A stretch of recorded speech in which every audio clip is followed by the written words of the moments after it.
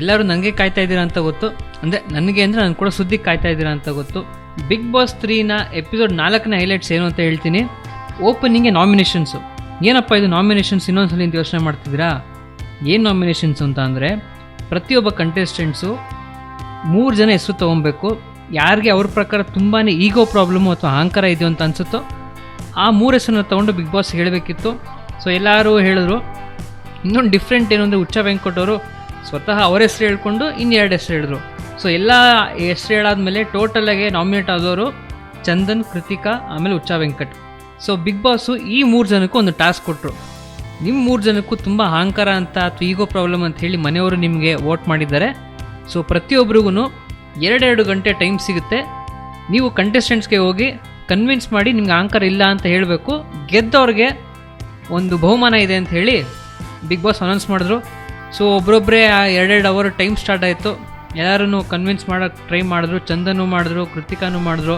ಹುಚ್ಚ ವೆಂಕಟ್ ಅವ್ರ ಸ್ಟೈಲಲ್ಲೇ ನನಗೆ ಅಹಂಕಾರ ಇಲ್ಲ ಅಂತ ಅಹಂಕಾರದಿಂದಾನೇ ಹೇಳ್ಕೊಂಡ್ರು ಅಂತ ಅನಿಸುತ್ತೆ ನನ್ನ ಪ್ರಕಾರ. ಕಾಲಿಗೆಲ್ಲ ಬಿದ್ದು, ಜಯಶ್ರೀ ಕಾಲಿಗೆ ಬಿದ್ದು, ಅದು ಇದು ಅಂತ ಗೊತ್ತಲ್ಲ, ನನ್ನ ಮಗಂದು ಹುಡುಗಿರೋ ಹಂಗೆ ಹಾಕೊಬಾರ್ದು, ಬಟ್ಟೆ ಹಿಂಗೆ ಹಾಕೊಬಾರ್ದು ಎಲ್ಲ ಡೈಲಾಗ್ ಹೊಡೆದ್ಬಿಟ್ಟು ಮಾತಾಡಿದ್ರು.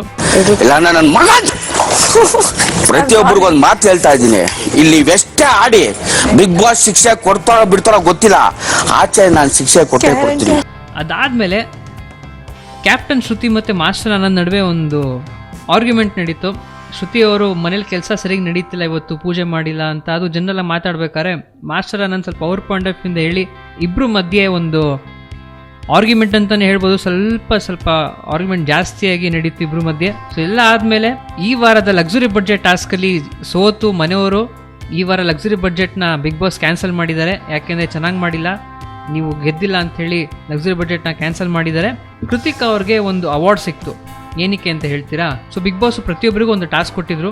ಅವರು ಮಾಡಿರೋಂಥ ತಪ್ಪು ತುಂಬ ಯಾವುದೋ ದೊಡ್ಡದು ಅನಿಸುತ್ತೋ ಅದನ್ನು ಒಬ್ಬರ ಹತ್ರ ಹೇಳ್ಕೊಂಡು ಅದನ್ನು ಸಾರಿ ಕೇಳ್ಬೋದು ಯಾರು ಅಂತ ಹೇಳಿ ಅಂತ ಬಿಗ್ ಬಾಸ್ ಒಂದು ಟಾಸ್ಕ್ ಕೊಟ್ಟಿದ್ರು. ಸೊ ಕೃತಿಕಾ ಅವರು ಅದರಲ್ಲಿ ಗೆದ್ದು ಬಿಗ್ ಬಾಸನ್ನು ಇಂಪ್ರೆಸ್ ಮಾಡಿ, ಎಲ್ಲರನ್ನ ಇಂಪ್ರೆಸ್ ಮಾಡಿ ಗೆದ್ದಿದ್ದಾರೆ.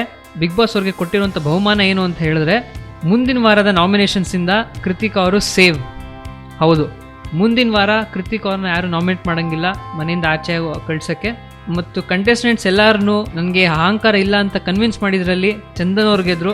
ಸೊ ಚಂದನ್ಗೆ ಬಿಗ್ ಬಾಸ್ ಕಡೆಯಿಂದ ಬಹುಮಾನವಾಗಿ ಸಿಕ್ಕಿದ್ದು ಚಿಕನ್ ಬಿರಿಯಾನಿ, ಆಮೇಲೆ ಚಿಕನ್ ಕಬಾಬು.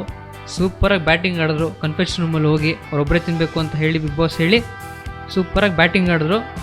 ಚಂದನ್ ಅಂತೂ ಸಕ್ಕದಾಗಿ ಮಜಾ ಮಾಡಿದ್ರು. ಲಾಸ್ಟಲ್ಲಿ ಎಲ್ಲರೂ ಕೂತ್ಕೊಂಡು ಎಲ್ಲ ಕಂಟೆಸ್ಟೆಂಟ್ಸು ಗಾರ್ಡನಲ್ಲಿ ಕೂತ್ಕೊಂಡು ಮಾತಾಡ್ತಿದ್ರು. ಬಟ್ ನಮ್ಮ ಹುಚ್ಚ ವೆಂಕಟ್ ಅವರು ಒಳಗೆ ಕೂತ್ಕೊಂಡು ಏನೋ ಡೀಪಾಗಿ ಯೋಚನೆ ಮಾಡಿ ಒಬ್ಬೊಬ್ಬರೇ ಮಾತಾಡ್ಕೊತಿದ್ರು. ಅದೇನು ಯೋಚನೆ ಮಾಡ್ತಿದ್ರು ನಾಳೆ ಗೊತ್ತಾಗುತ್ತೆ, ಅದೇನು ಯೋಚನೆ ಮಾಡ್ತಿದ್ರು ಅಂತ ನೋಡೋಣ.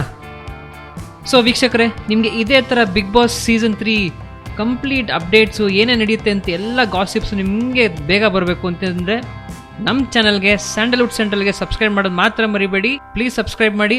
ಆಮೇಲೆ ನಿಮಗೆ ವಿಡಿಯೋ ಬಗ್ಗೆ ಏನನ್ಸುತ್ತೆ ಕಮೆಂಟ್ಸಲ್ಲಿ ಮೆನ್ಷನ್ ಮಾಡಿ, ವಿಡಿಯೋ ಲೈಕ್ ಮಾಡಿ, ಶೇರ್ ಮಾಡಿ.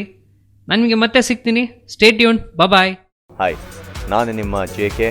ನೀವು ನೋಡ್ತಾ ಇರೋ ಸ್ಯಾಂಡಲ್ವುಡ್ ಸೆಂಟ್ರಲ್. ಪ್ಲೀಸ್ ಸಬ್ಸ್ಕ್ರೈಬ್ ಮಾಡಿ. Keep watching.